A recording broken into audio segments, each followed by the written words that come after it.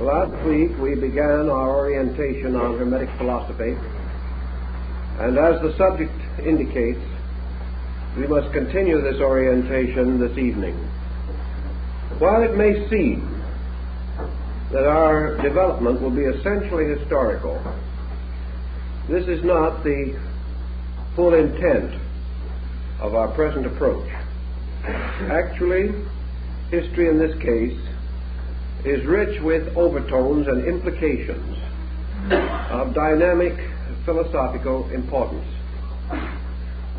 We are not interested merely in digging into the past for the sake of unearthing the intellectual artifacts of our ancestors.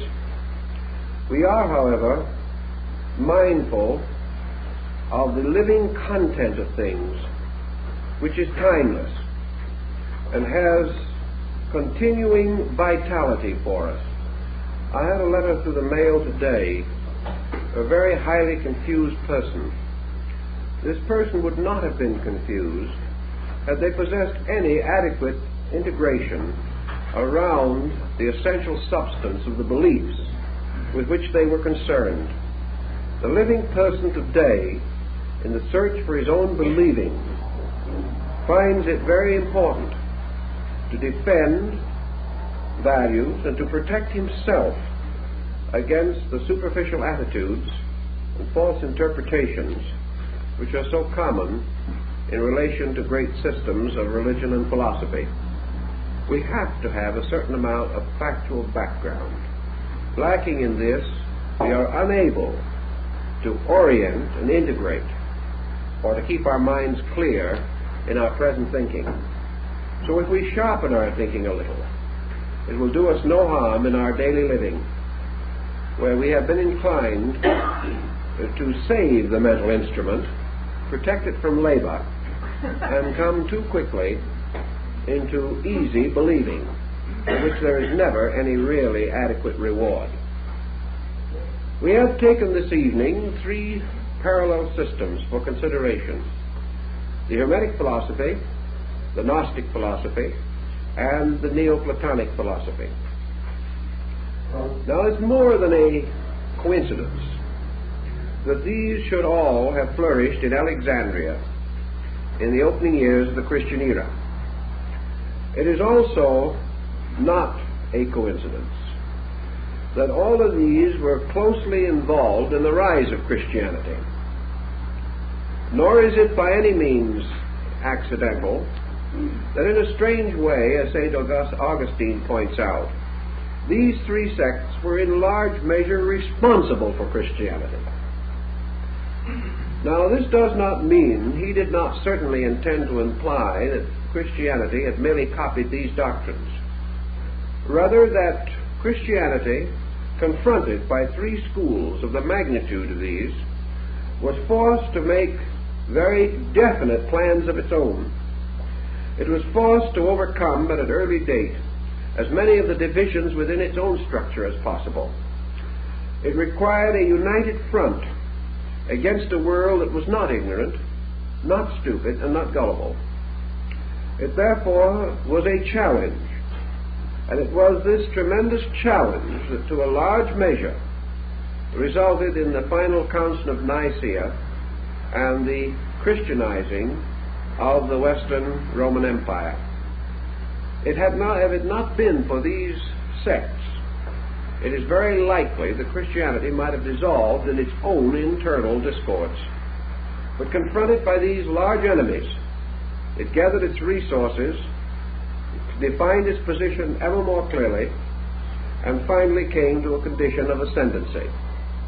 Thus they formed the adversary, which sharpened the wits of the early Christian fathers and caused them to give much more scholarly attention to their own doctrines than might have been their original inclination. So we have these three schools, and the order of them we should also consider. For antiquity, the Hermetic philosophy was probably slightly the elder. In other words, it probably arose slightly earlier than Christianity, 100, 200 years, possibly 300. It also extended downward through the Christian era and down to the 4th or 5th centuries AD. The second in historical descent was Gnosticism, which belongs to the first Christian century primarily.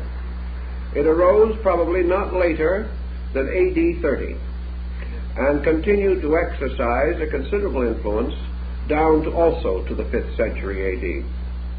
The third of this group was Neoplatonism, which probably arose in the latter part of the 2nd and probably somewhat in the early part of the 3rd century AD, and continued to exercise considerable influence until the 5th century.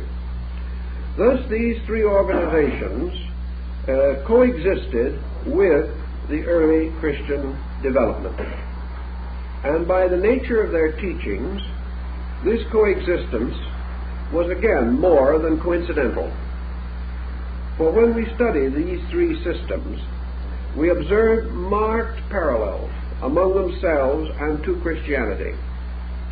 The question as to who borrowed from who has always been a moot one, and we will not even attempt to explain and interpret it. We can only say that these persons lived together, that they lived in speaking distance of each other, and that they were united by a common tongue. We know, for example, that St. Augustine was highly conversant with Neoplatonism, and apparently did not hold it in essential disregard, although he publicly criticized it on some occasions. Actually, a large part of his own philosophy was certainly influenced by Neoplatonic thought. Trying to analyze the structure of these three non-Christian groups to determine their essential keynote, what was the essential difference between them? The more you read about them, the less difference you observe, until a number of writers have practically given up in despair any effort to distinguish their essential doctrines. These doctrines are so close that they are regarded almost as identical. Actually, they are not identical, because each presents a particular perspective about something in which they all have a common interest. The principal foundation of the Hermetic arts must be regarded as scientific. Hermetism, or Hermetic philosophy, was a science. And as it developed strongly along scientific lines until in the Middle Ages, Hermetic philosophy became the synonym of chemistry. It was based upon a series of exact procedures. It was mathematical, and it made very little use of factors beyond the comprehension of the average person, although it did have certain abstract teachings. These abstract teachings, like Buddhism and Confucianism, were rooted in natural phenomena. They were rooted in familiar things, in common everyday occurrences. In this, the Hermetic school borrowed considerably from the Egyptian. For while the Egyptian had a very deep mysticism, his mysticism was always clothed in the familiar forms of natural phenomena. His after-world state, or after-death state, for example, the Elysian fields. This paradise was very similar to the delta of the Nile. In fact, there was very little difference. Here, the celestial blessed did not rest forever, but had their proper cattle and plowed their fields just as they did on earth. The only thing is that the difference between the terrestrial Nile and the celestial Nile was essentially that the celestial Nile never failed, whereas the terrestrial Nile sometimes did not rise appropriately, and there could be famines in the land. But the heavenly streams, sustained and protected by the gods, meant forever that there would be prosperity in the blessed world, and that everyone would have enough to eat, everyone would enjoy the advantages of good living. Now, there's no doubt that the Egyptian priests and philosophers went beyond this point, but it is also an evident part of the daily religion of the people. And Hermetic philosophy has a relation to this. It also went far beyond materialism, but it never went beyond the concept of a universal law. It never transcended the idea that divine procedures were mathematical, that cause and effect were inevitable, that the progress of the human being came through the mastery of certain sciences, and that, of course, the science of sciences was that of life itself. Therefore, Hermetic philosophy emphasized life as an exact science, a science of human generation and regeneration, a science of human perfection. And the Hermetists believed and affirmed that the keys to this science, like the advanced formulas of mathematics, were reserved to certain persons who advanced themselves in these subjects and have become entitled to receive the great instruction. Thus, everything moved forward on a very orderly procedure.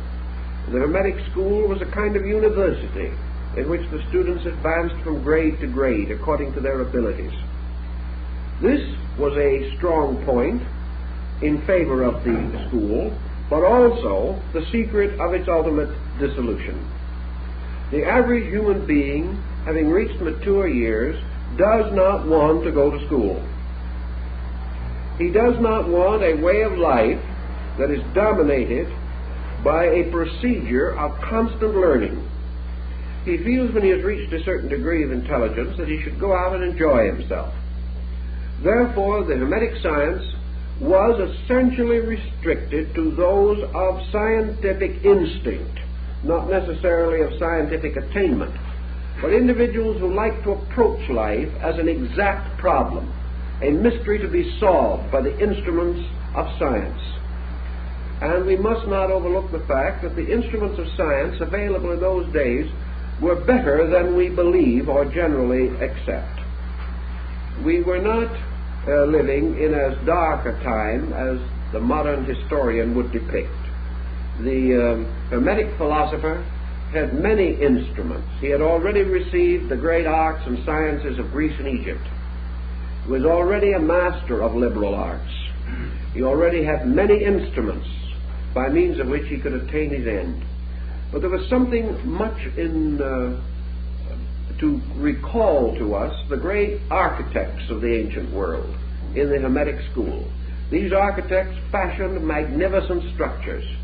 And Hermetic philosophy was a concept of a magnificent structure built according to laws, built like a vast college or a school of life from which no one could graduate without attaining perfection, a school that challenged the person from the cradle to the grave, a school in which he must continue to learn till the day he died.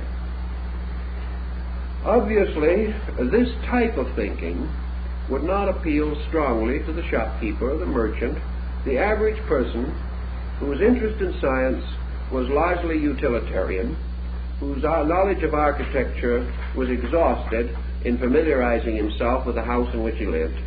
This type of thinking, therefore, did not have glamour.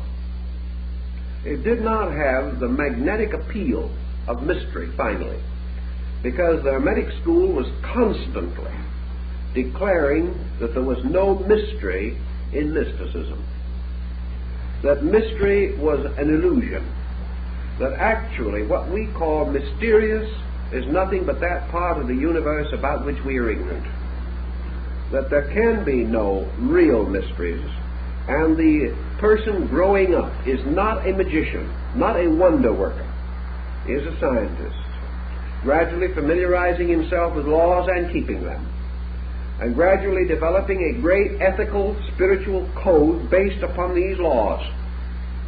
Therefore, actually, in a sense, an exact way of life, built upon observation, experimentation, reflection, and tradition. As inheriting the sciences of ancient Egypt, the Hermetic philosophers, therefore, thought in terms of medicine. They thought in terms of legislation, of jurisprudence and common law. They thought in terms of mathematics, astronomy, and music. They were distinctly working with subjects which had to be skillfully mastered. And the real proficient was the person who developed the skill to do these things superbly. And education was to give him the skill, not only to practice the daily sciences, known at the time, but also the skill to reorganize, redeem, and perfect his own life. Everything was therefore rather a highly educational program, intensely directed toward the person who, having gained what education he could in the world in which he lived, desired to go on and learn more about how to perform specific tasks, learn how to build a better ship, learn how to rediscover and use the lost secrets of Tyrian dyes, learn how to perfect chemicals and drugs, learn how to perform delicate surgery on the human body, to learn chemistry and physiology and anatomy. All these things came as part of the Hermetic doctrine, overtoned, however, by the great concept that all knowledge was sacred. Therefore, that the physician and the judge and the lawyer were actually priests of a universal mystery. And the Hermetic philosophy points out that the end of all of this knowledge is to discover the wisdom and the exactitude and the goodness of divine providence. And thus it is quite conceivable that the Hermetic physician could be of interest and value today to a great many persons.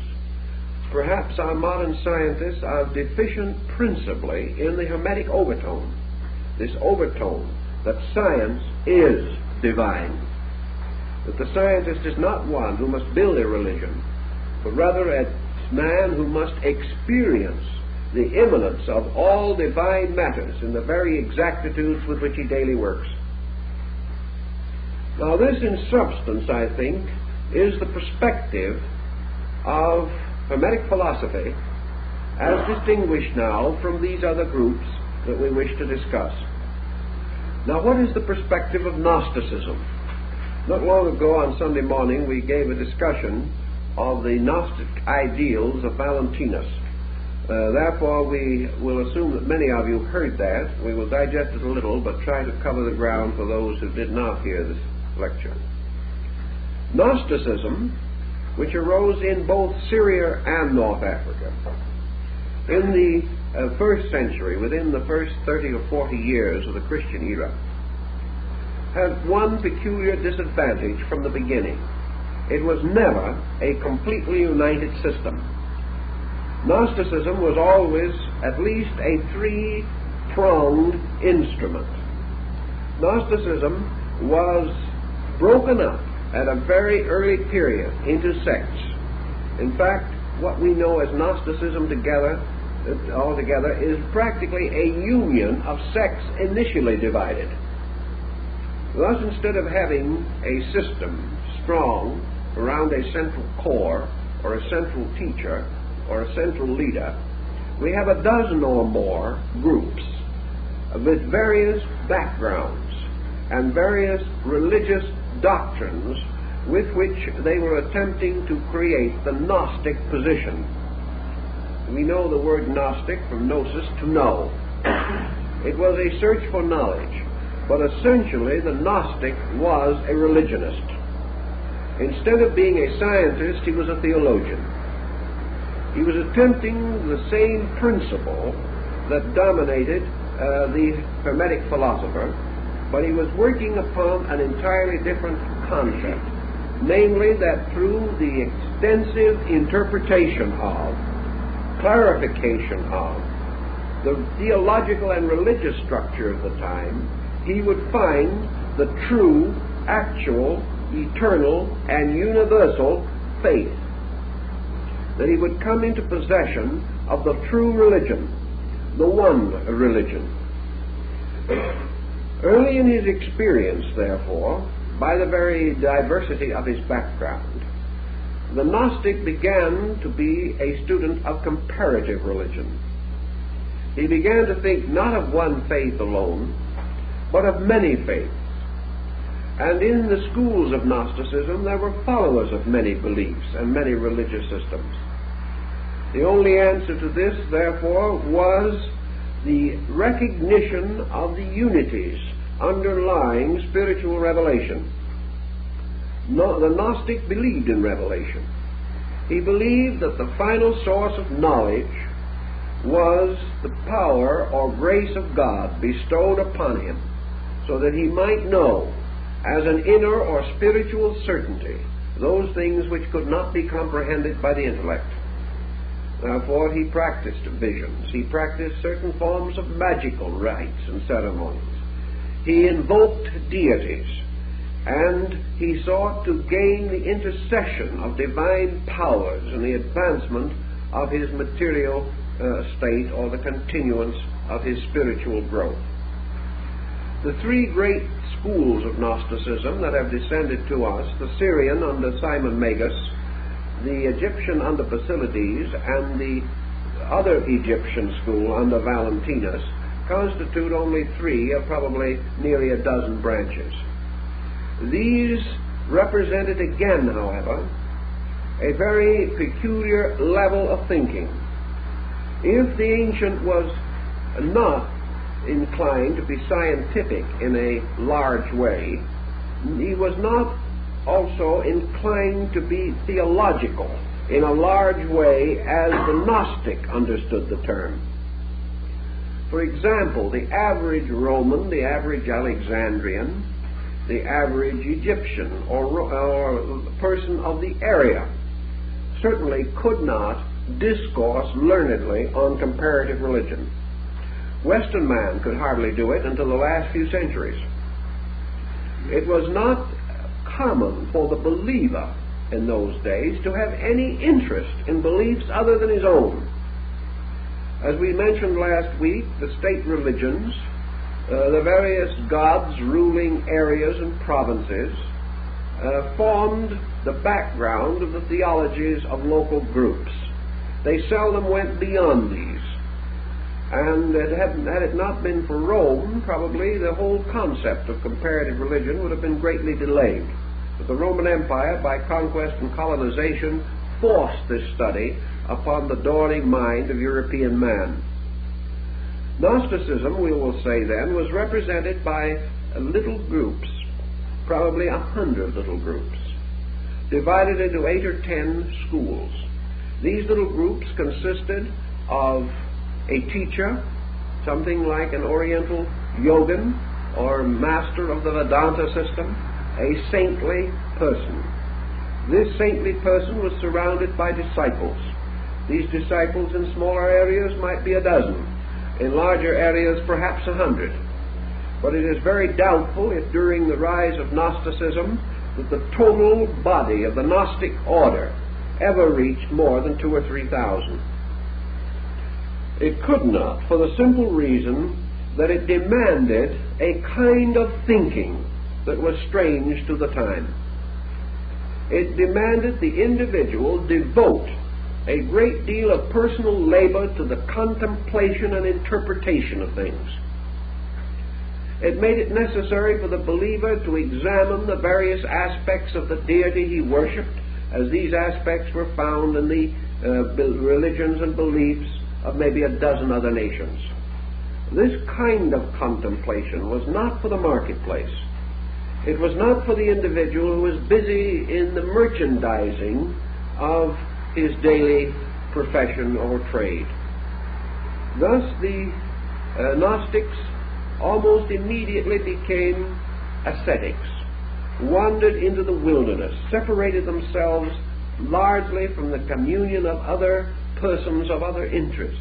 They were content to be devout, content to contemplate and to meditate, to pray and to examine the secrets of religion as they understood these secrets. Naturally, under this pattern, they did not have the staying power, because they could not touch the popular mind. They could not touch the majority of people. It's probable that even in their own day, the Gnostics were regarded as mysterious, as being persons set apart, strange, perhaps even mad. Their thinking was not in the terms of prevailing orthodoxy. The Syrian Gnostics had trouble with the Orthodox Jewish religion. Later, the Christian Gnostics had trouble with Christianity. The one link between the Gnostics and Christianity that remained strong for a considerable period of time was the link of the teachings of St. Paul. The Paulian group was very close to the Gnosis, and many of the Gnostic teachers quoted St. Paul as being the outstanding example of the teacher of their time relating to the mystery of Christianity. Now, the Gnosis moved toward Christianity, and Christianity certainly enveloped phases of the Gnosis. But there was always a conflict there that could not be completely reconciled, the nearest point of reconciliation being in the works of Paul. In Gnosticism, for example, the principle of redemption was an eternal principle, ever functioning. The principle of redemption in Gnosticism was unhistorical. It was known to the first man, and it would be known to the last man, because redemption was an attribute of eternal deity itself. Redemption, therefore, did not center upon any historical time or historical person. Gradually, in the Christian Gnosis, an effort was made to apply this redemptive principle exclusively to the person of Jesus. The Gnostics made a valiant attempt at this, but when you look in perspective over 18 or 1900 years, the patchwork, the tragic difficulties which their philosophy or religion passed through in this effort to combine itself with another doctrine, these difficulties become increasingly apparent. The historical redemption concept was not Gnostic, and the Gnostics who attempted to follow it did so with a good spirit and a good heart, but never consistent with their own original teaching. Thus, Gnosticism was a religion seeking a universal experience of God. It was a little bit in the feeling of the teachings of Akhenaton. It was this sudden bursting forth of the realization that there was only one God, and that this one God was the God of the friend and the enemy, the God of races and nations, and had an existence beyond all attributes, all terms, and all names that could be bestowed upon this divine principle. Immediately, the Gnostic deity begins to emerge, and we are in the presence of a universal, eternal, unchangeable principle of mystery. Mystery, however, which is penetrated primarily through religion. A mystery which is approached by utter humility and complete devotion, seeking always that mysterious hour which no man knoweth, the hour when the grace of God shall richly descend upon the individual. Now, Gnosticism, having created a perfect God, or having conceived one, found itself upon the horns of a dilemma, because from this perfect God it must explain an imperfect universe. It must proceed to develop the idea of how this God could produce less than itself, how this deity, forever wise, forever good, forever beautiful, could be responsible for the confusion which existed even in Alexandria in the first century. Because, after all, man's confusion, like his living, has been eternal. In order to explain this mystery, Gnosticism assumed or expounded what is called emanationism. This emanationism is of Platonic origin, but its relation to Plato gradually vanished as a factor in thinking. This emanationism is to the effect that as this resplendent and magnificent divine power, perfect and effulgent in all its parts, is the radiant core, source, and heart of things, its radiance extending outward forms a kind of halo or nimbus. And this first brilliant nimbus surrounding the mysterious, unknowable core of things, the Gnostics called nous, or mind. They declared, therefore, that mind was the revelation of that which was beyond the mind and above mind, and that the creative works of the world were accomplished by a mind suspended from a consciousness, that this mind was subservient to that consciousness, and that this mind ultimately returned to that consciousness, either in the form of the individual mind or in the collective universal mind.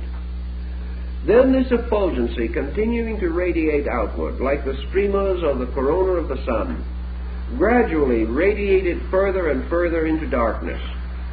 And as it radiated, it became weaker and more diffused, until these emanations of light became less and less powerful, and were ultimately absorbed, dissolved, or eaten up by the darkness of space.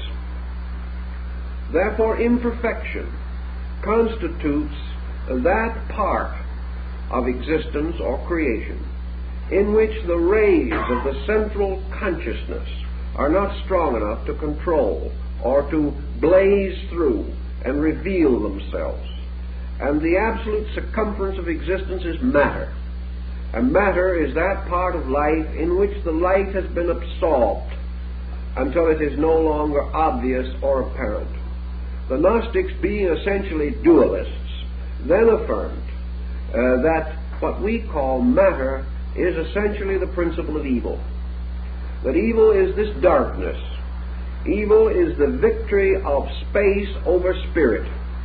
Victory is this victory is the inertia, which is at the extreme circumference of action.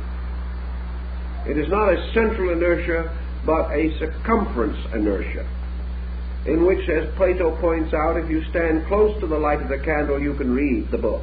But if you are 20 feet from the light of the candle, you can no longer read the book, because the light is not strong enough. In the same way, if we stand close to the nous, or the source of light, we can read the book of life. But if we are far removed from it, the light is not strong enough, and we cannot read. And the minds and bodies of men, having dissolved and absorbed this light into themselves, it is no longer available for immediate purpose of illumination. In this dark circumference, then, the spirits of negation had their abode. And in Gnosticism, it is only fair to point out that they did not actually believe in a principle of evil. They believed, however, in the existence of beings in whom darkness dominated, therefore in whom light was not sufficient, and what we call the bad person, or the demonic person, is the one whose light is so obscured that he can no longer live by it. Thus, the Gnostics had a very handy and convenient framework upon which to develop a very complicated system of analogies. They were able to prove that the impoverishment of light is the cause of darkness. They were able to demonstrate to their own satisfaction, therefore, that materialism is simply the impoverishment of light. That wherever a thing is not light, it is because it has absorbed light, and the light is not strong enough to break through it. Under the Gnostic system, therefore, the great purpose of life was to release the light, was that the individual, through a decision or determination of his own mind, must choose to free the light in himself.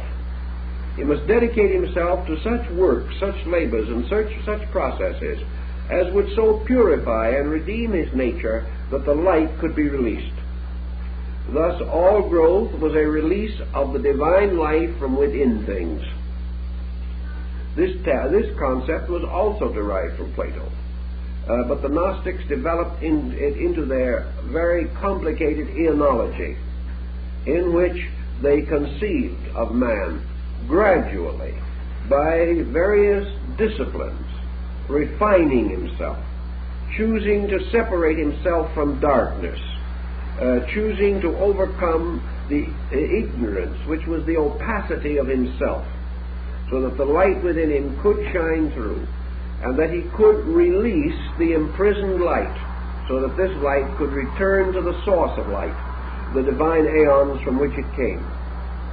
In order to achieve this, according to the Gnostics, the presence of nous, or the divine mind, the firstborn of the eternal, gave the discrimination, gave the insight, gave the aspiration and the rationalization necessary to liberate man by an action of his own will.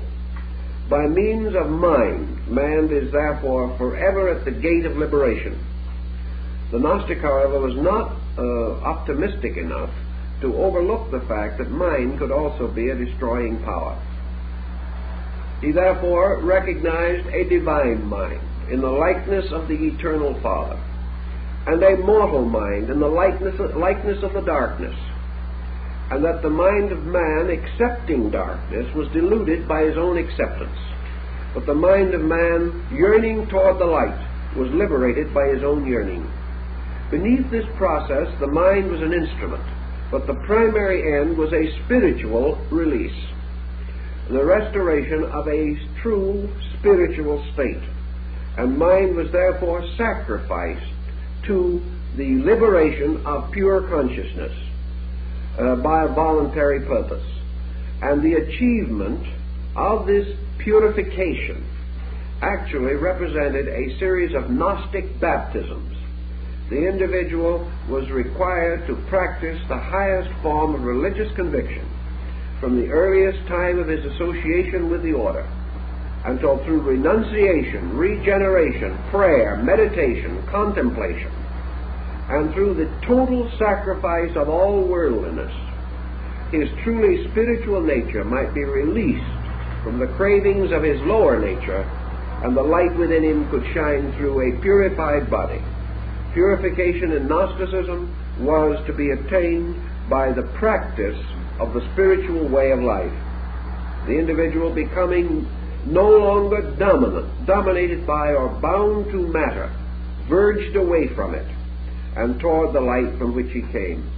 It is quite an elaborate system, but I think the essential principle of it lies in this dualism and the fact that consciousness imprisoned in every living thing is the redeemer of that thing, and that this redemption must result from man making a voluntary dedication of his total existence to the service of this consciousness within him. If he did so, then he was truly upon the way of gnosis, and this way was a series of mystical expansions dominated almost totally by theological concepts, principles, and doctrines. Now, the third of our systems, which we want to contemplate for the moment, is Neoplatonism. And Neoplatonism in this triad certainly plays the part of philosophy. Neoplatonism was Platonic philosophy plus the experience of man for 500 years or 600 years after the death of Plato. As we have noted in the previous discussion, the world of the 1st and 2nd centuries A.D. was a very confused world, a world of disillusionments and despairs, a world in which rationality, in the form of a great system of thought, was not sufficient in itself to meet the needs of a large group of persons. Those by nature philosophical, those who like to contemplate the great ethical structures of life, stood in desperate need of a restoration of ethics. And this restoration of ethics, as is usually the case in a corrupt or decadent era, included a more or less violent revulsion against the abuses which then dominated the practices of society and also of education, culture, and the sciences. The Neoplatonists were working with the principle of wisdom. They were elevating not the mind, but something beyond and superior to the mind, to first place in the contemplation of reality. Whereas in Gnosticism, universal deity was the absolute good. In Neoplatonism, the absolute or universal deity was absolute truth. And in this, we have an entirely different premise, although the words in practical experience often seem to become synonymous. They are synonymous upon levels. The philosopher was working to achieve the experience of that truth which solves all error or refutes all error. He assumed, therefore, the existence in space of a quality known as truth. He was perfectly willing to assume that this truth was an attribute of deity. But in some way, the Neoplatonic concept of deity was this all-truthfulness. And he would say that if a thing is all-truthful, it is also all-good. Therefore, a thing that is truthful is good, whereas the Gnostic might have reversed it from the religious position and said, a thing that is good must be truthful. It was a different approach with the postulation of a different end. The mystic of the Gnostic school, seeking this end which is the all-embracing love of God, whereas the Neoplatonists sought that end as the all-embracing understanding by means of which he himself might experience the state of total truth. Now, he sought truth not from the selfish intellectual desire, as Plotinus very clearly points out. He did not wish to be assumed to know more than other men. He was not of the type who wanted to get up and say, this is the truth. His truth was beyond articulation, in word or even in thought. His truth approached a mystical experience in itself. But whereas one had the infinite believing of the Gnostic, the other had the strange desire to believe through knowing, that the individual could never be sure till he knows. Therefore, the development of the power to know, until this knowledge revealed all things knowable and all things necessary, represented largely the Neoplatonic position. Neoplatonism arose then as an effort to link the philosophy of Plato with the need for a spiritual, emotional experience of truth. This experience of truth could not be merely the transference of information. No individual could say to another man confidentially, this is the truth. Even if it was so, and even if the statement was true, there could be no communication of truth apart from a dynamic experience which involved the immediate sense of internal knowing on the part of the person to whom the so-called truth was communicated.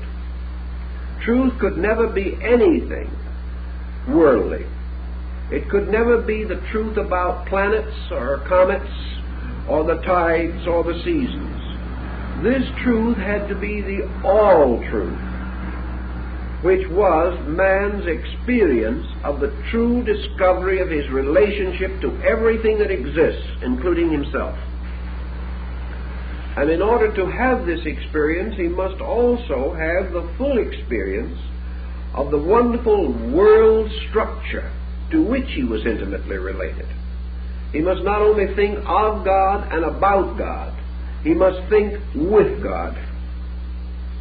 So Neoplatonism was this search for truthful thinking, thinking with the mind of God. Thus, as the Hermetic philosophers might have assumed God to be absolute law, and the Gnostic school absolute good or absolute virtue, so in the Neoplatonic school, God was the continuous state of absolute knowing. God knows all things.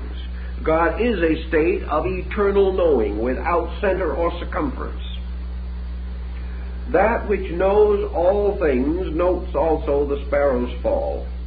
God is a universal knowing beyond mind, a knowing which is seated in the heart-mind structure of every creature, so that man is capable of a kind of knowing that is without mind, a kind of knowing that is strangely passionless, and yet when experienced is a total experience from which no part of the being can escape, and which causes afterwards the individual to say with a strange finality of revelation, I know.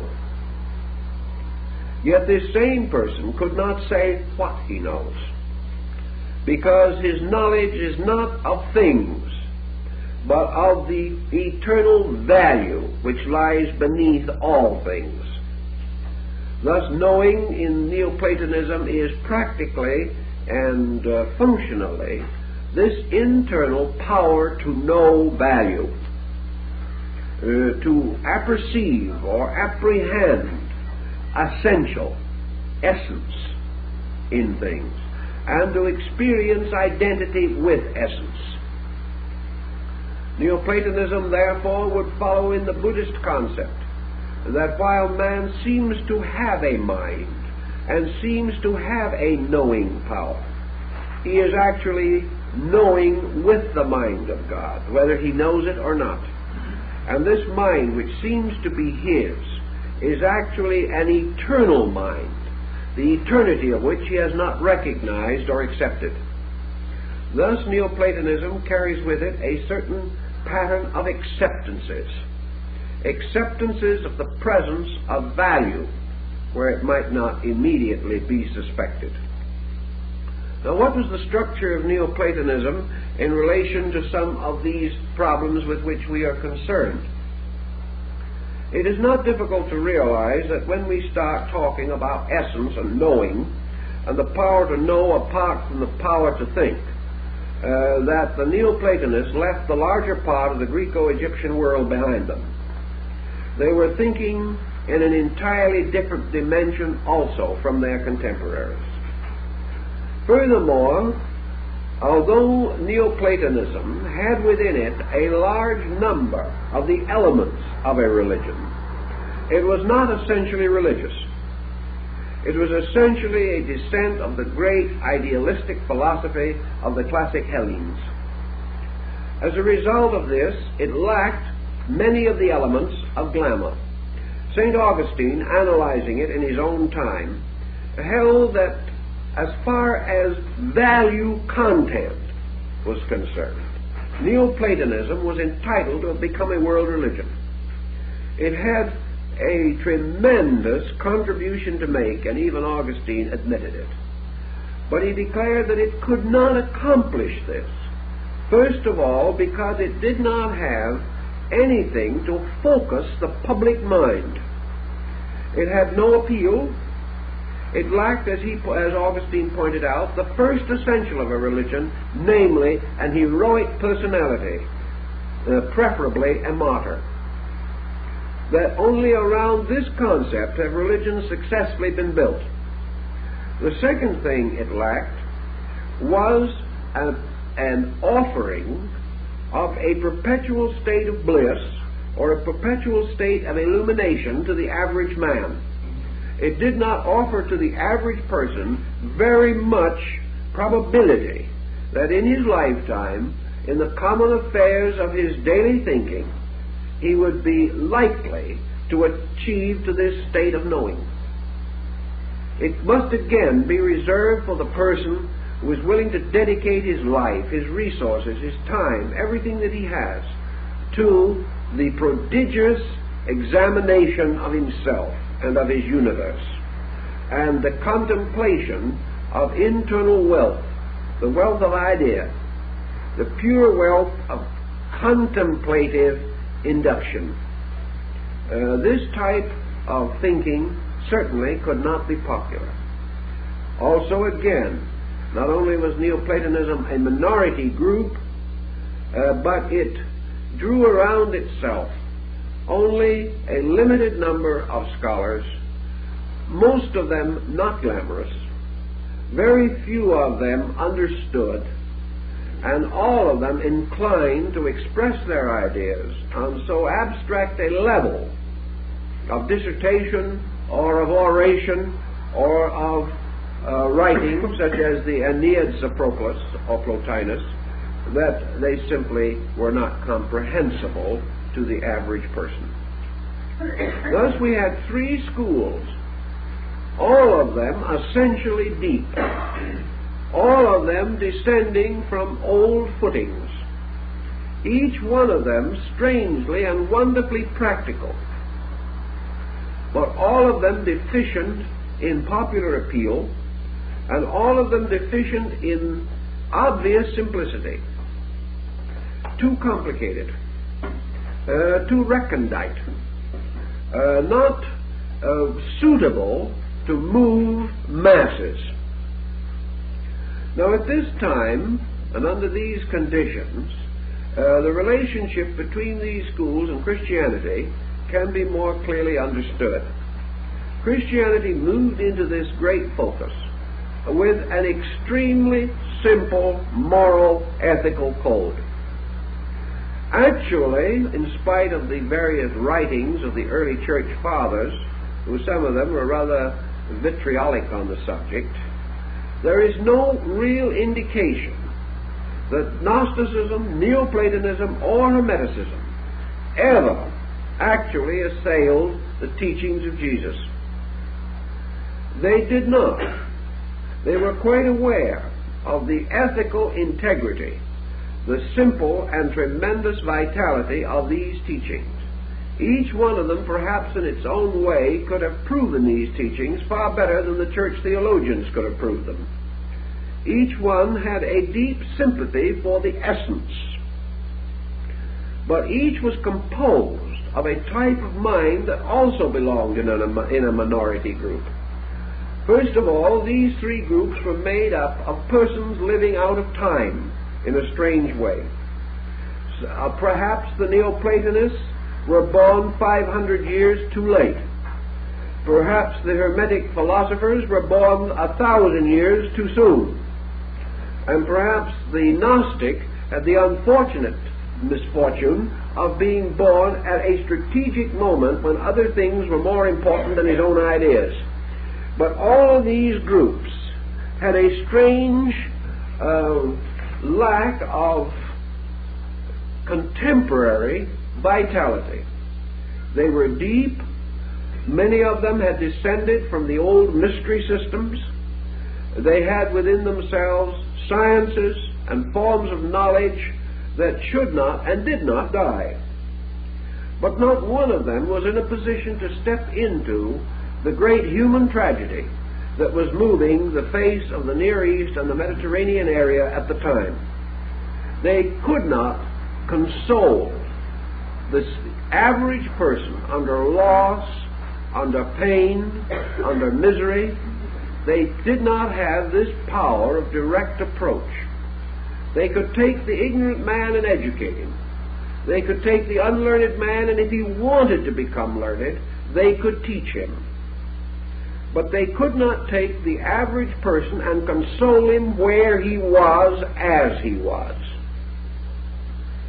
And because of these situations, the groups fell into a minority relationship to the rising power of Christianity, which had a tremendous appeal to a very large group of persons under misfortune, who wished consolation, who wanted something upon which to build hope and faith immediately, something to sustain them in a very heavy crisis. Now, what neither the church nor anyone else could know at that time was that the history of Europe and Western civilization from the beginning of the Christian era to the present day has been one constant sequence of crises. There has hardly been a moment in which the immediate need for consolation was not present. Thus, the old scholarly motions fell further and further back, away from the popular mind. And one by one, these older groups or their descendants lost popular interest. And we can say that this situation repeated itself continuously throughout history. There have always been Gnostics and Hermetists and Neoplatonists. There are today. There are always those persons who, by endowments of one kind or another, are moved into a contemplative relationship with life. There are also others whose nature is such that they are in constant need of the consoling presence of an extremely simple, direct hope. Now, what is the essential reason for this difference? Is it because some people are more sophisticated than others? Is it because some individuals like to be intellectual? Is it that some individuals pose as scientists and that others still perhaps wish to gain distinction as philosophers? I do not think it is this at all, or any of these factors. They may exist, but I think they exist only as isolated incidents. The difference lies in the psychic integration of the being himself. The differences lie in the capacity of the person in terms of his needs, of his possible acceptances, and of his inevitable rejections. Some have gone so far as to say these differences arise from chemical biology alone. This I also doubt. But there is no doubt that there is a psychological chemistry in man, and that this chemistry produces different types of persons, due to their own backgrounds, due perhaps, if we believe in rebirth, to earlier existences and previous experiences. But in any event, they are not the same. There will always be, and always has been, a limited group that will think gnosis, regardless. There is a limited group that will think in terms of Hermetism. There is a limited group that will think in terms of Neoplatonism. They simply have these natural instincts. They cannot go against them. For no man can accept that which goes against something within himself. And the differences lie there. And the demarcations and segregations of values lie within the individual. And for that reason, there will always be majority religions and there will be minority faiths. The thing that we can hope is that they do not have to remain forever in antagonistic relationship to each other. That they can be recognized as complementary and not regarded as separating man from man. Actually, in the case of the three we are discussing, they could undoubtedly have contributed much had they been able to unite around the core of the practical Christian need. They probably could have saved Europe the Dark Ages. But because of the lack of sympathy between groups, and because those who do not understand must always be impatient of that which they do not understand, lack of understanding ran instantly into misunderstanding, and this in turn led inevitably to conflict. The conflict was one-sided from the beginning because the number of persons involved and the public appeal was so different that none of these minority groups ever really had a chance. They could not compete. They could not actually survive as such. But we also have to realize that leaders, regardless of what they lead, must of themselves also have attributes of leadership. And in the background of Christianity, there were a number of persons, Christian by conviction and conversion, and yet by nature and mind, scientists. Abstract intellectual powers certainly dipped deeply into Neoplatonism and into Gnosticism.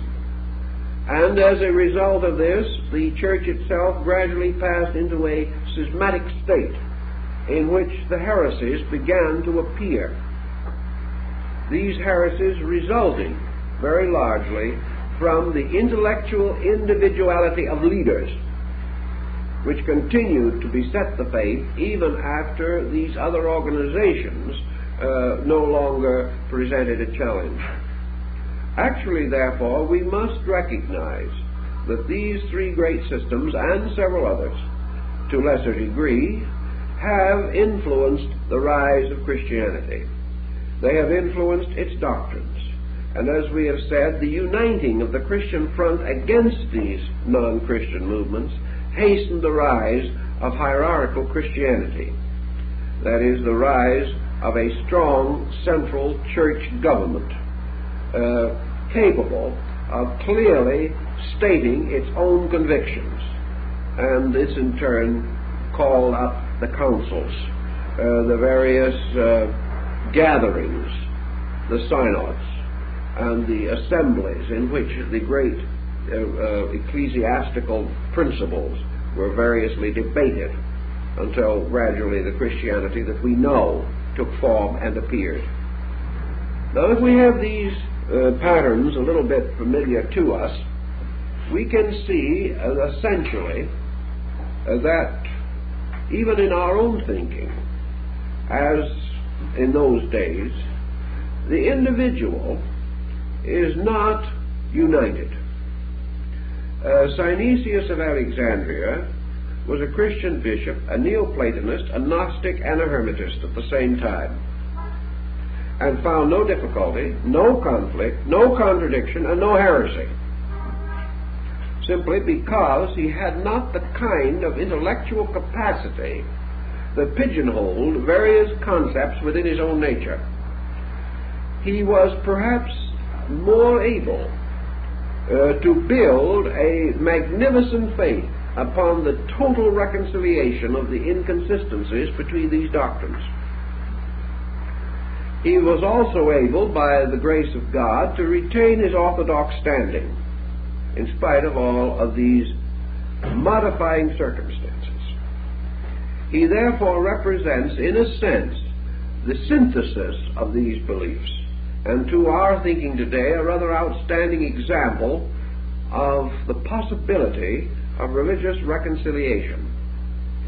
Now, reconciliation in our time does involve very strongly the problem of these three schools, and still, to a measure, the prevailing orthodoxy in which these schools function. Today, for example, we have in the world a prevailing orthodoxy. Whether it be a Christian orthodoxy or a Hindu orthodoxy is not important at the moment.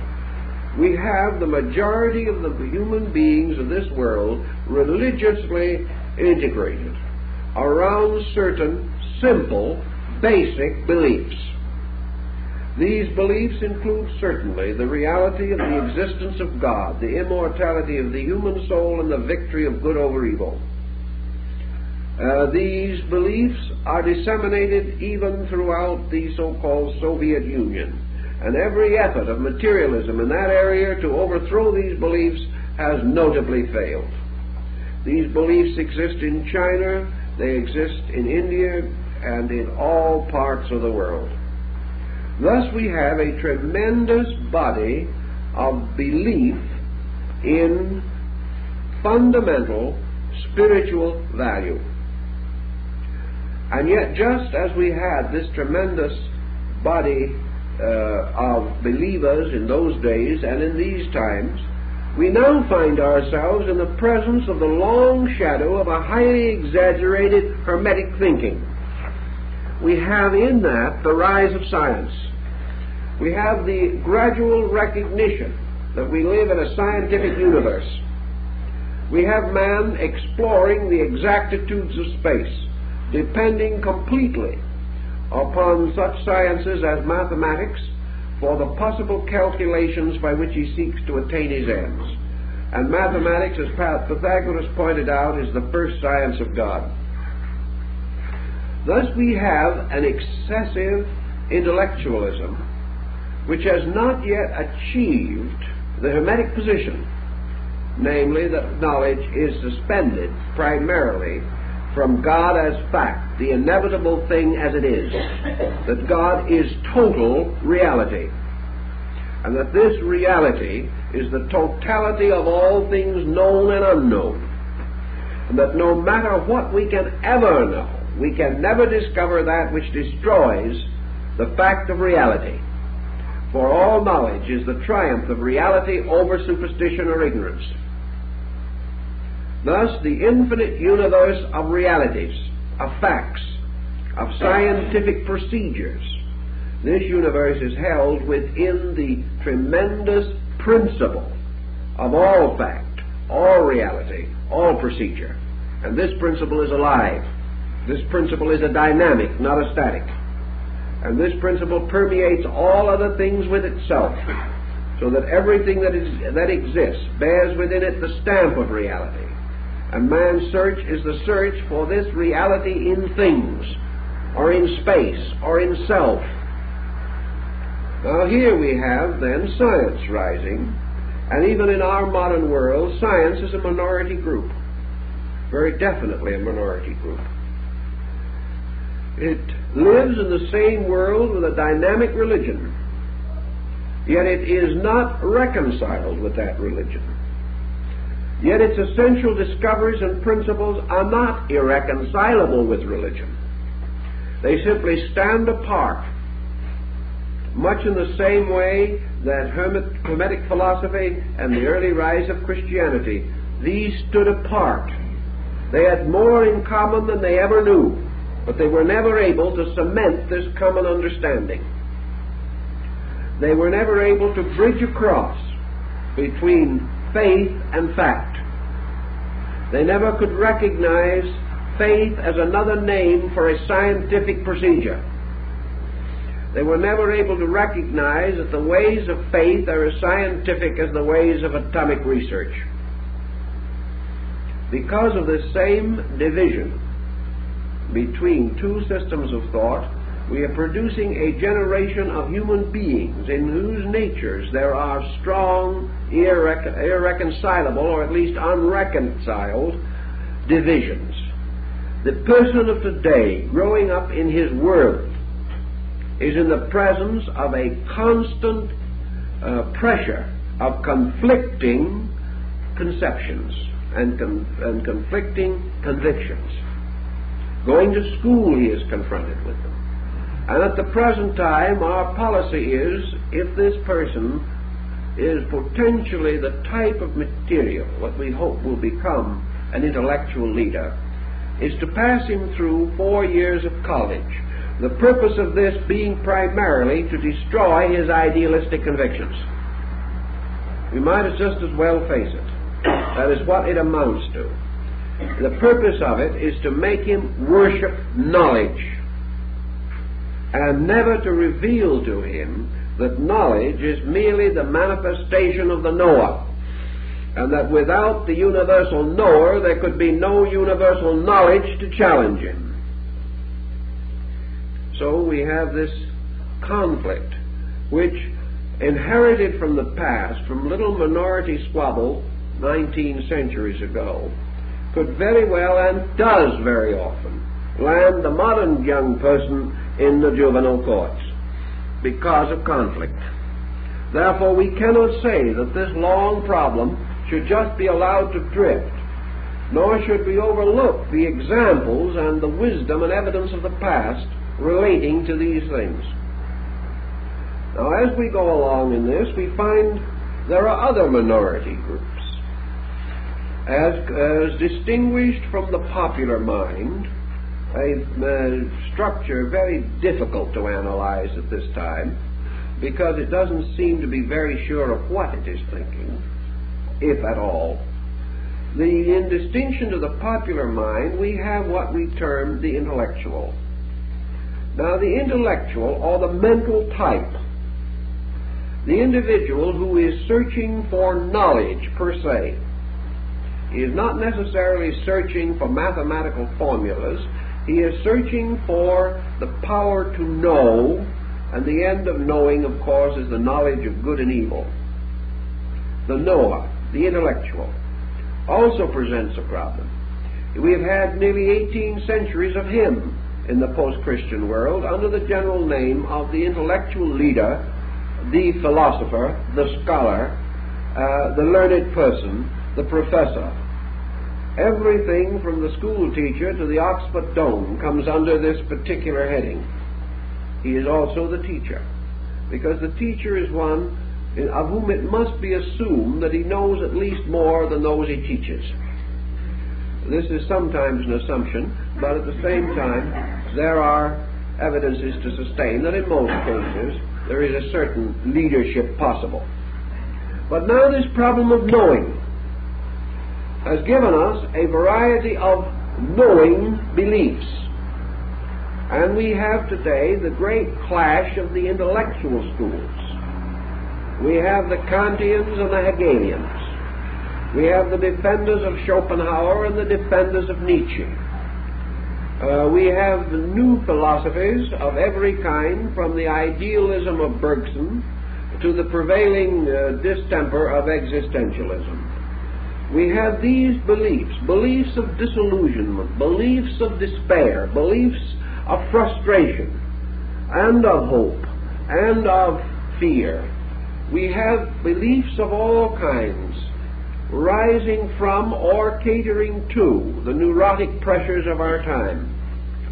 So we have this mysterious thing of man who also seeks to know. He seeks to know ethically that which is good. He seeks to know to a degree idealistically that which is true for him. He would like to live well if the effort is not too great. He would like to know more than he knows, first because he thinks he could earn more that way. Sometimes he would like to know enough to be able to console himself about his own uncertainties. He wants to know. The great desire to know rises strongly in the mass mind of mankind. And here we have the conflict between knowing and not knowing. And we have the big problem of the moment. The problem that has been argued and debated for years. Namely, can we know? What can we know? Can we know anything that we will not have to unknow at some later time? Is all knowing relative? Is knowing merely the collecting of the traditional belief of our race? Is the physician a true knower after he graduates from medical school? Is the lawyer a true knower after he has read Roman law and British jurisprudence? What is knowing? Is it the individual familiarizing himself with the past, with other beliefs, with the statistical material available on the subjects that interest him? Is this knowing merely the handing on of report? And we have this very strongly in education. And Neoplatonism points out that the fallacy here is that all knowing must ascend, that the end of knowing is that man shall truly know the truth, and that the truth is something that is apart from particular knowledge. A man may discover something of truth by learning to play the piano, but if he does not add this concept to something else, he will become a musician, but he will not become a truth knower. That truth is something total, and that all education must in some way strive for this totality, but it does not know how. Thus there has to be this truth that sets us free, instead of this neo-truth that keeps us in bondage. The Neoplatonist answers very simply that the only solution to this problem is to recognize that man partakes in his own nature not only of the attributes of truth possibility, but the very substance of a living truth fact. That the truth resides in the innermost parts of the conscious life of man, and that the great journey of the individual is from ignorance to truth, and that truth is something supreme, something infinitely sacred. something absolutely divine, and that therefore the search for truth is essentially identical with the search for all realities with which the human being is concerned. The individual who attains to the state of truth has discovered why he should live well and how he can live well. There can therefore be no truth, as Plotinus points out, that does not produce a change away from error in the actual life of the person who attains it. A person can be educated and still unmoral. A person cannot possess truth or be possessed by truth and be unmoral. The individual can become learned and still be dishonest, but the one who attains truth cannot be dishonest. Therefore, truth is a transforming, living thing, and that which attains it can never function inconsistently with that which it has attained. On this grounds, all knowledge is at the moment inadequate, for we have no form of knowledge which compels us instinctively, inevitably, and irresistibly to right action. We know much and still have to struggle with our own conscience. We know exactly what we should do, but we haven't the courage to do it. The truths we so-called possess are not dynamic enough to give us the vitality for the fulfillment of themselves in conduct. This is the great burden of Neoplatonism, and it is certainly the burden of Confucianism. For Confucius said, the superior man is one who is incapable of an inferior action. It isn't one who doesn't perform it because he knows better.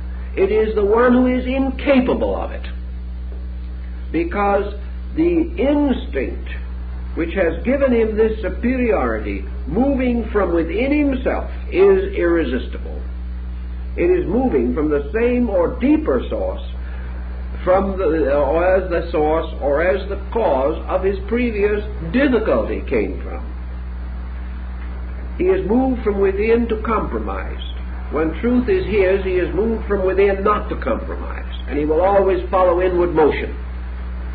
And the reason why he does not do well always at the present time is because inward motion does not impel him to do well. So truth now becomes to Neoplatonism the irresistible, redeeming, regenerating, civilizing power. And nothing can be said to be true that does not change people for the better. It may be a fact that the tides are affected by the moon. It may be a fact that there are certain formulas by which atoms can be split. It may be a fact that they have been split. But unless the discovery of how to split atoms carries with it such a tremendous spiritual experience that the person who splits the atom can never, from any motive or reason, permit that knowledge to be used for anything but good. Unless that is there, there is no truth, regardless of the fact. Truth must be the power that makes us do things well and do that which is good. For the end of truth is to know that which is good, and therefore to possess both the knowledge and the dynamic to perform that which we know. This is the danger pointed out by Neoplatonism in relationship to education. And their cry, their problem, their premise is just as sound today as it was then. And because they were a minority sect and at that time were neglected, those who say the same things today are a minority sect and will be neglected. But that which is said is nevertheless true. And whether it is accepted or rejected, as Neoplatonism points out, truth is unmoved, like the old American Indian proverb that is said to have been inscribed around the walls of the study of King George V of England. The moon is not frightened by the baying of wolves. That which is does not change, regardless of whether it is accepted or not accepted. Thus, Neoplatonism has its offering of today. Man searching for the dynamic of truth. And if he searched for the dynamic of truth as industriously and as patiently as he has sought other things, for instance, his knowledge of atomics, he would today not only have a great science, but a great morality to control it, which he does not have. Now, what is the contribution of Gnosticism to this little pattern? Here is the third group. This group working on an essentially religious level. The purpose of Gnosticism is the direct search for good. And in this search for good, we come to another problem that confronts the modern world. And that is that with the Gnostics, and certainly with the attitude that they took, we have a large proposition confronting us to find out what is meant by good. The Gnosis says, until we know what is good, we can never do that which is right. What is good? What is this tremendous power of things at the root of existence? What is this power that Aquinas also debates in his double question as to whether a thing is good because God wills it, or whether God wills it because it is good? What comes first, the good or the God? Is God good, or is good God? And if God is not primary and must obey the law of good, then what is the law that God obeys? Or if God is primary and his will is good, then what is the good which he wills? These have been debated from the dawn of religious thinking. But the great problem that Gnosticism pointed out is this great need, this tremendous need, to integrate a common understanding of what is good. Now, they were perfectly aware, even in Alexandria, that we have to approach good on two levels: relative good and absolute good. Relative good we see around us every day. It is a common spectacle, a good which is locked within the dimensions of time, a good which cannot escape from the currency of things, a good which is refutable 100 years from now and was not applicable 100 years ago. There is a good which is also an immediate good, the immanent as opposed to the eminent. There is a good which is so difficult that at the moment it appears evil. There is also this unending concept that the imperfect mind of man cannot achieve to a perfect statement of good, or a perfect definition of good. What we call good is that which is agreeable or likable. What we call bad is that which is disagreeable or unlikable. That which injures another may be good for us. That which injures us may be good for another. All these problems evolve around the effort of man to find the final central orientation of himself. Psychology is approaching this problem as basically as it can, but is also in a little dilemma for the reason that the psychologists cannot decide which of themselves is good. They cannot decide which of their own systems certainly is best. They have therefore as yet no reconciled concept, no over-concept. Now, good can be achieved on a relative basis by a court of law, which will come to justice as far as it can do so in the light of the evidence. And the good judge is the one who, weighing the evidence, gives the most honorable interpretation that he can. But that his interpretation is right, or that the evidence is true, he can never know. Thus, the Gnostic situation was the discovery of the nature of ultimate good. How is it to be done? And because Gnosticism was essentially a mystical tradition, it came to a very simple concept, namely that good cannot be known as a process of the mind. Good can only be experienced as the result of revelation. That good can only be bestowed upon man. That the experience of good is the experience of God in the life of that man. Now, we can also say, of course, that this experience of God may be misinterpreted. That what one man calls an experience of God may not seem so to another. And in the name of the experience of God, some very terrible things have been done to the world. And in a great many instances, terrible doctrines and horrible edicts have been passed, undoubtedly with the deepest sincerity and the full contrition of spirit. What then is to guide us in the knowing of internal good? And of course Gnosticism points out that this is the entire concept behind the theory or the philosophy of various purgations of consciousness, or cathartic philosophy, producing a catharsis or cleansing of the individual.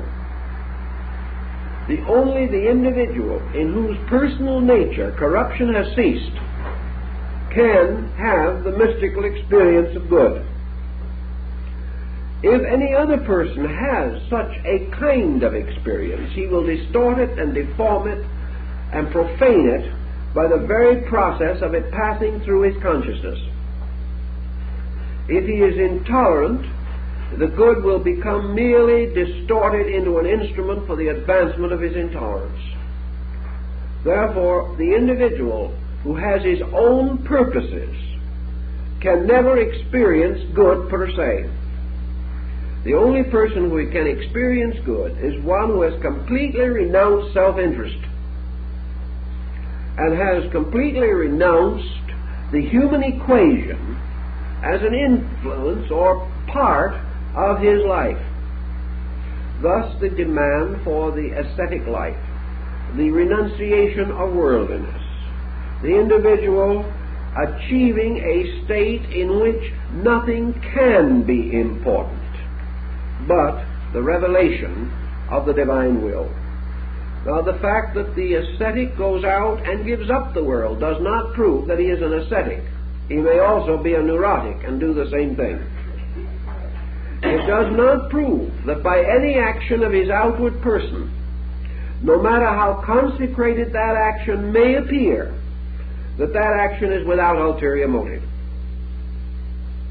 Thus, in the Gnosis, the point was very clearly made that only through years of testing and of trying, only through the most diligent application of principles, the most total and complete analysis of self, and the final renunciation and rejection of everything that is ulterior within the self, can the individual come to the point in which he may depend upon the purity of revelation. But revelation, again, is a relative thing. And revelation, or the experiencing of the good, can come to many kinds of persons. We will not say necessarily that it is complete, any more than Gnosticism affirms that it is complete. But it can be an extension of our present realization of good. Now, the proof that it is a revelation and not an hallucination arises also from the consequences of it. At the moment, there may be no way of testing. And here we come upon a point which has been made much of since Gnosticism and also in psychology, but it is essentially a point in Gnosis.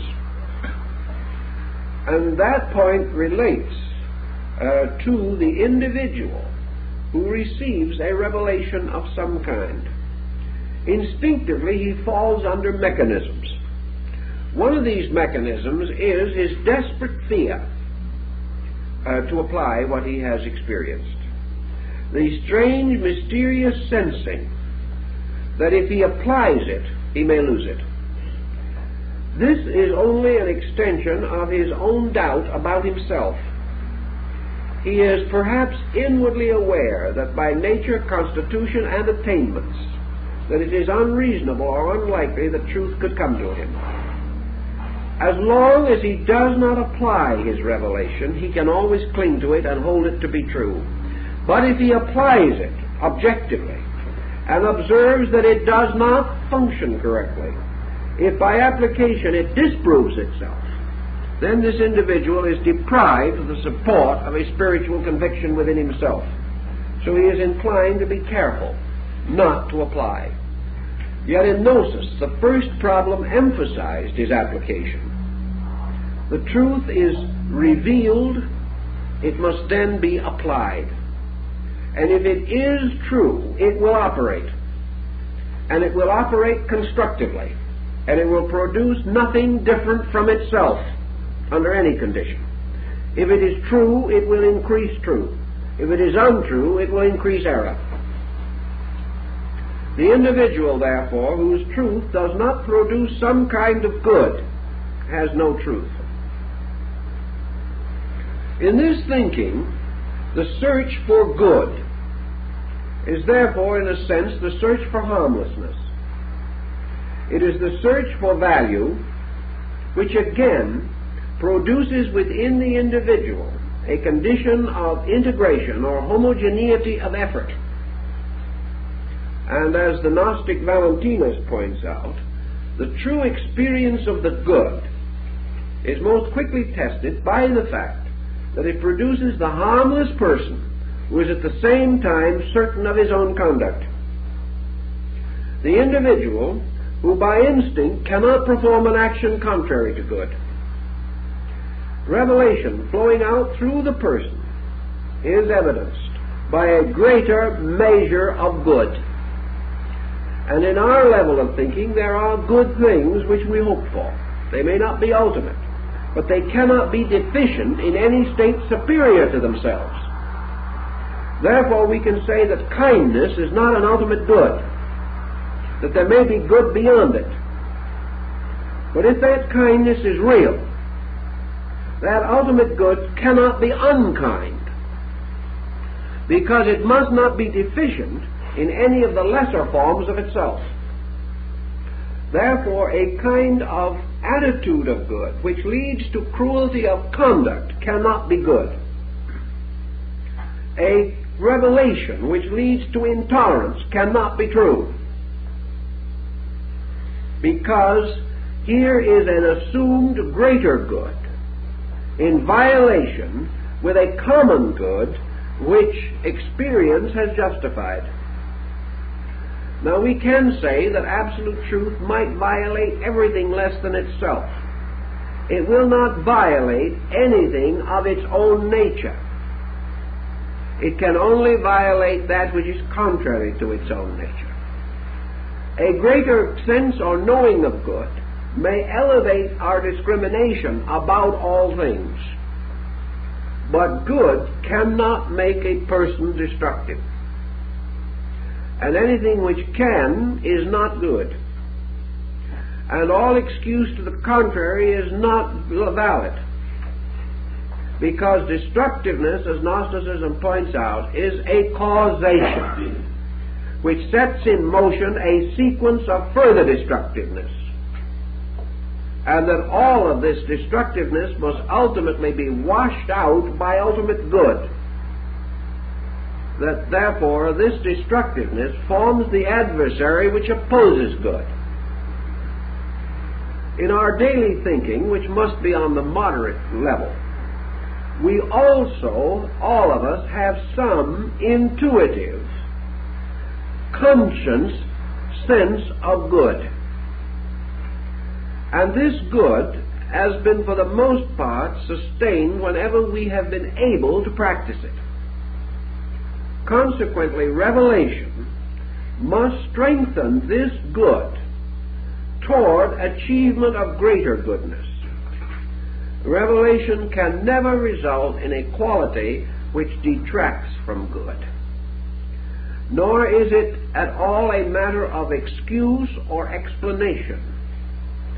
There is no way of explaining away facts.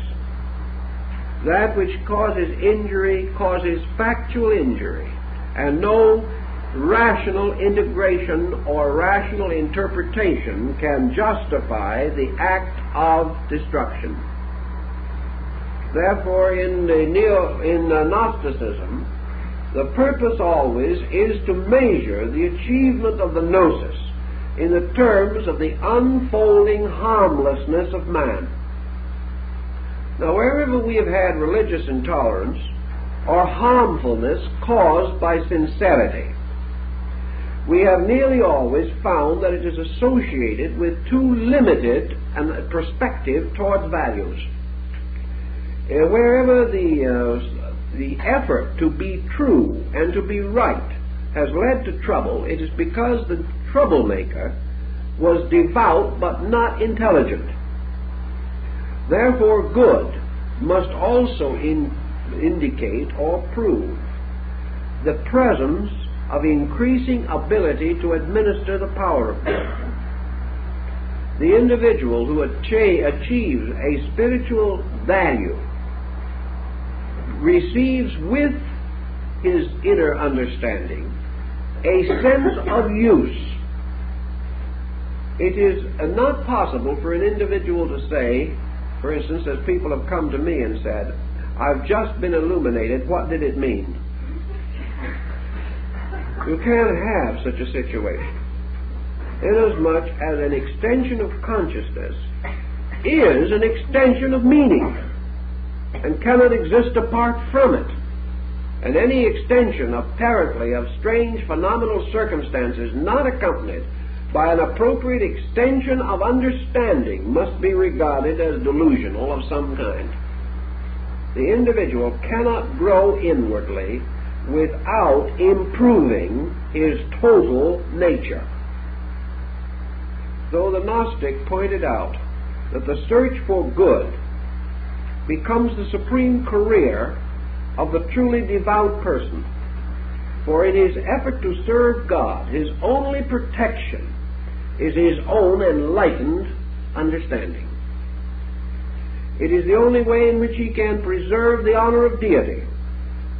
For if in a benighted, fanatical manner he even tries to serve God, he will disgrace that which he serves. So all service involves man's growing ability to comprehend the good and to act according to the comprehension of the good which he possesses, thus opening the way for the increase of this factor within his own experience consciousness. Now here we have these patterns then, adding up to the problems of our time, coming down to us as directive, as for instance concerned with such a question as where will we all be as a civilization, as a people, 100 years from now? Not necessarily ourselves, we may not be present, but our world collectively thinking. Where will this world be if we lack directives, if we continue to have no more internal resource than we have today? What will our external achievements do to us? And that was the question that the Gnostics were asking, and the Neoplatonists and the Hermetists 2,000 years ago, or nearly so. What are these directions without directive? They simply mean drifting along lines of opportunism or retrenching against immediate disaster without plan, purpose, program, or any design suitable to achieve lasting results. Now, as our primary purpose in this series is not only to compare these teachings, but to point out primarily the Hermetic position in preparation for a study of the actual Hermetic literature itself, I think we must come back now to their premise, the scientific premise, in which they reached out and actually enclosed a large part of both Gnosticism and Neoplatonism. at least the masters of the Hermetic schools, intertwined their teachings with those of these other schools and also with the system of Christianity. Christianity perhaps played a less important part in their thinking than the other schools for the simple reason that Christianity was an obvious thing. When you say to someone, do good to others, or be honest, or be kind, or be brotherly, you do not challenge the scientist, nor do you challenge the philosopher. If he is a person of values, he admits that this is true, regardless of what the logic behind it may be. He might be able to spend 10 years and develop the scientific explanation, but it would still only support something so obvious and so undeniable that there would be love's labor lost. There would be nothing gained by such an endeavor.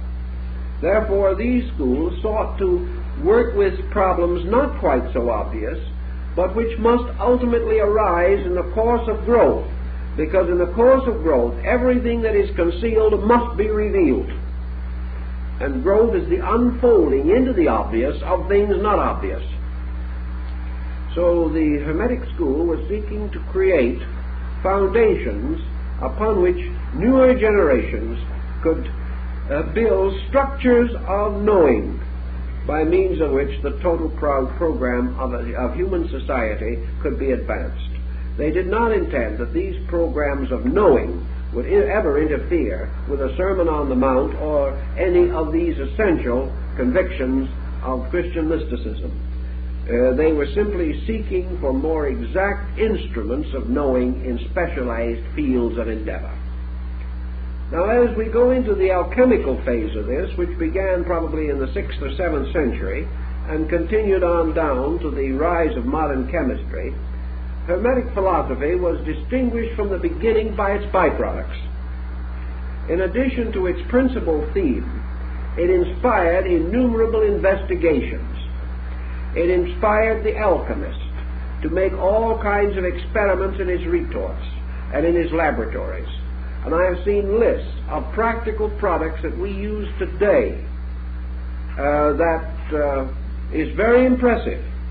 A very long list, hundreds of items, every one of which represented a disappointment to some alchemist. He was searching for the elixir of life or the mystery of the transmutation of metals, and he came up instead with a new formula for soap. It didn't quite work out as he intended, but he did make a valuable contribution. They locked one alchemist in a basement and fed him through a hole in the door of his cell until he was able to make gold. He never managed to make gold, but he discovered the formula for Dresden china.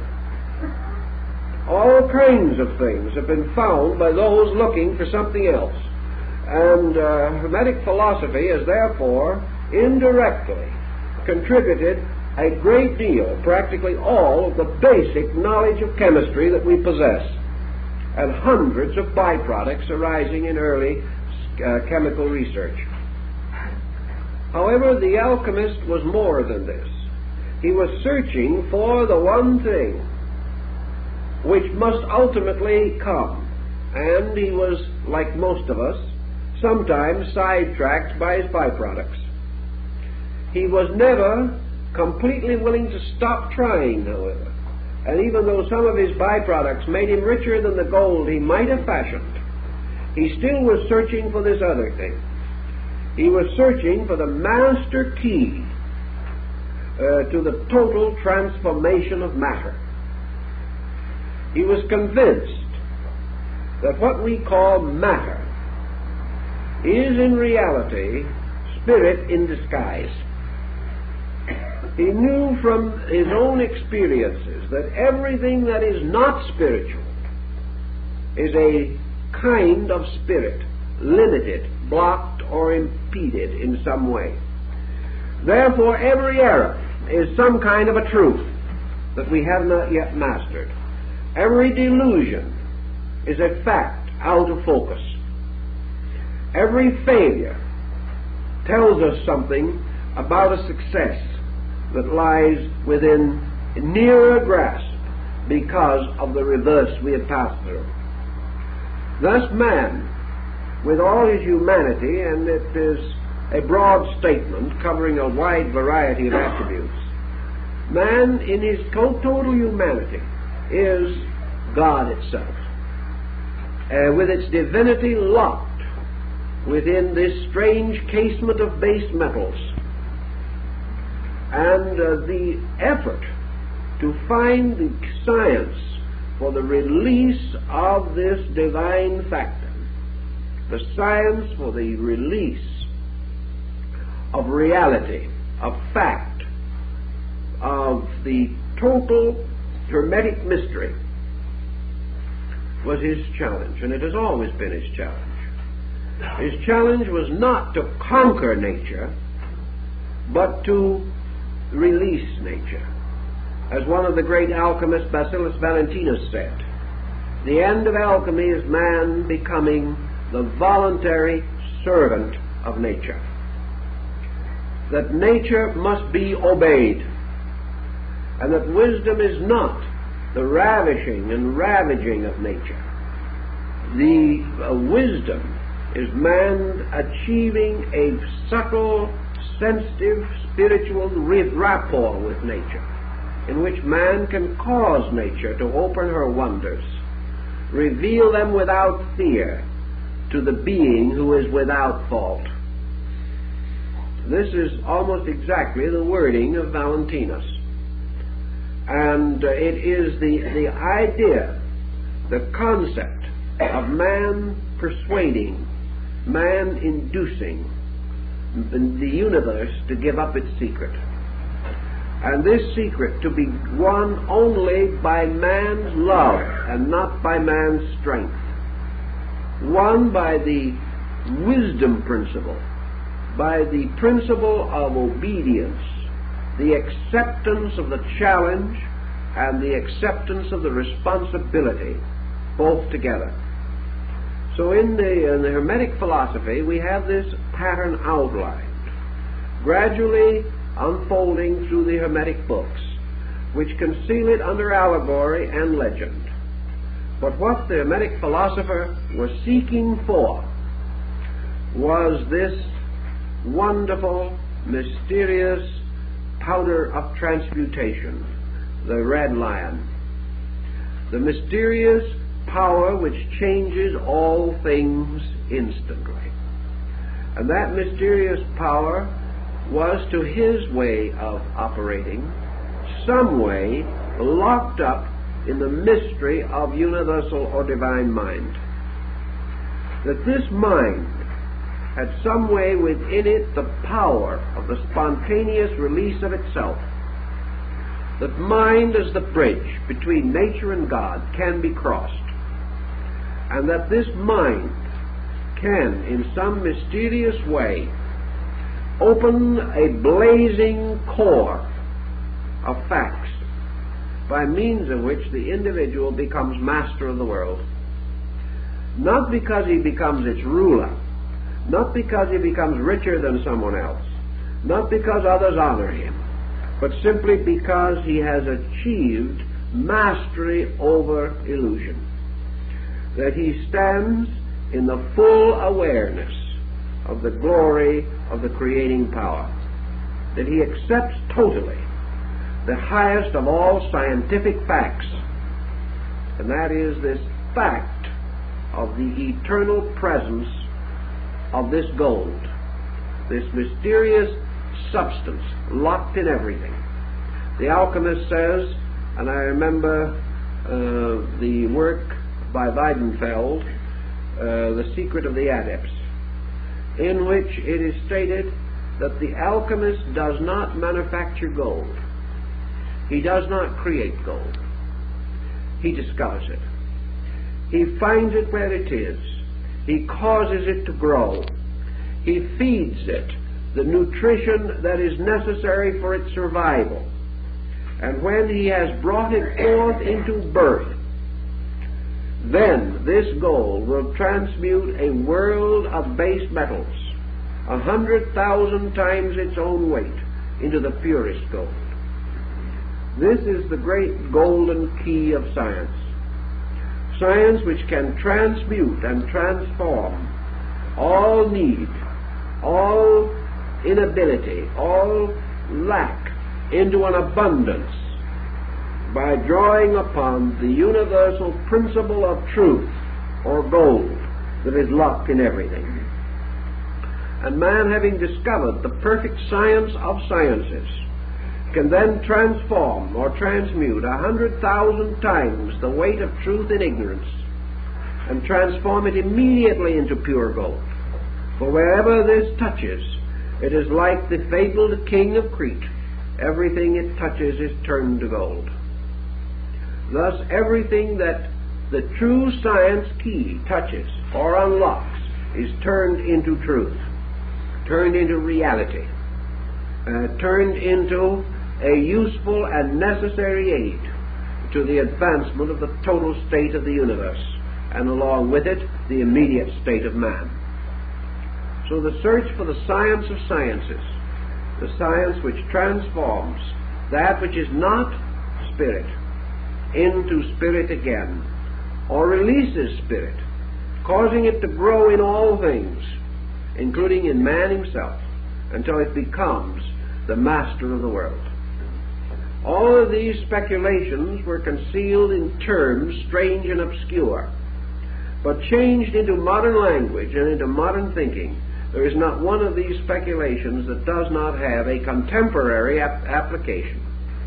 It points out to us the things we must do now, the things that need the doing, and reminds us as we gather here that as in Alexandria, there will only be a few who will know what is needed or will be impelled to meet that need.